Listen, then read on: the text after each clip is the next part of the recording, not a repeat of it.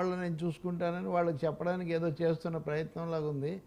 ఇది ఏదో మామూలు పల్లెటూళ్ళలో పంచాయతీ వ్యవహారంలాగా ఉంది తప్ప సీరియస్ రాజకీయ పార్టీలు చేస్తున్నటువంటి చంద్రబాబు గారు నాయుడు స్టేచర్కి తగ్గ వ్యవహారం అయితే ఆయన నడపట్లేదు. అదే ఎంత మాత్రం లేదు. ఇప్పుడు మీరు పవన్ కళ్యాణ్ గ్లామరు ఆయన స్టార్డమ్ను మీరు దృష్టిలో పెట్టుకొని చూసినా, బీజేపీ ఏమో జాతీయ పార్టీ 2 సార్లు గెలిచి హ్యాట్రిక్ అంటున్న వాళ్ళకు ఉన్నదాన్ని బట్టి చూసినా ఇదంతా ఏదో ఆపద్ధర్మంగా అనామత్ వ్యవహారంలాగా నడిపిస్తున్నారు తప్ప ఎప్పటికప్పుడు అనామత్ అనేది అచ్చు కుదినట్టు సరిపోయేలా అనామత్ అనేది సరిపోతుంది అంతే. ఈరోజు ఇండియన్ ఎక్స్ప్రెస్లో ఎడిటోరియల్ రాశాడు అనమాట, ఆంధ్ర సైడ్స్ ఫేస్ డిస్పిరిటెడ్ క్యాడర్స్ అని. డిస్పిరిటెడ్ క్యాడర్స్ అంటే ఈ కార్యకర్తలు లేదా కింది శ్రేణి వాళ్ళల్లో పూర్తి వాళ్ళు ఉత్సాహం పోయి నిరుత్సాహానికి గురయ్యారని కారణాలు చెప్తున్నాడు. అందులో ముఖ్యమైన కారణం ఇది.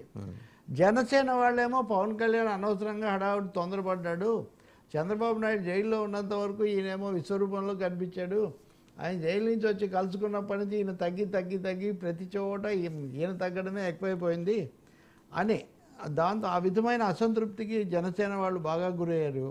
బీజేపీ విషయానికి వస్తే అక్కడ క్యాడర్లే కాదు లీడర్లు కూడా చాలా నిరుత్సాహపడిపోయారు. కాబట్టి పురంధేశ్వరి తప్ప ఇంకొక రాష్ట్ర స్థాయి జాతీయ స్థాయి నాయకులు ఎవరు ఆ వేదికల మీద కనిపించలేదు.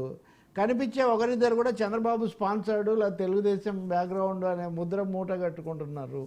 సో ఇలా చూస్తే 3 పార్టీలు కూడా ఎవరికి పెద్ద ఉత్సాహం లేనటువంటి వ్యవహారంలాగా ఇది నడుస్తుంది. డిస్పిరిటెడ్, మీరు ఇంగ్లీష్ జర్నలిస్ట్ కదా డీసీలో, కాబట్టి అదే ఒక పరిస్థితిని సూచిస్తుంది.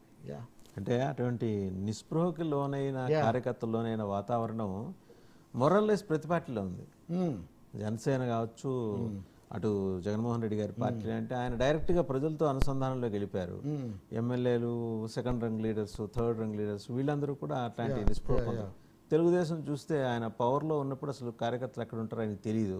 అవును, పవర్ లేనప్పుడు మాత్రం నేను మారాను అనుకుంటూ వచ్చేస్తాను మళ్ళీ ఆఫీస్కి. ఎక్కడ మారాడు, ఎంతవరకు మారాడు ఏంటి అనేది అని జనం ఈరోజు నమ్మే పరిస్థితి లేదు. వాళ్ళ క్యాడర్స్ నేను చెప్పేది, బయట వాళ్ళు కాదండి, వాళ్ళ క్యాడర్స్ ఉన్నాయి. నిన్న ఆయన చెప్తున్నారు, నిన్న కూడా నా ఐడియాలజీ పవన్ కళ్యాణ్ క్రియేటివిటీ ఇవి రెండు కలిస్తే ఉజ్వల భవిష్యత్ అని. ఏంటి అసలు చంద్రబాబు ఐడియాలజీ?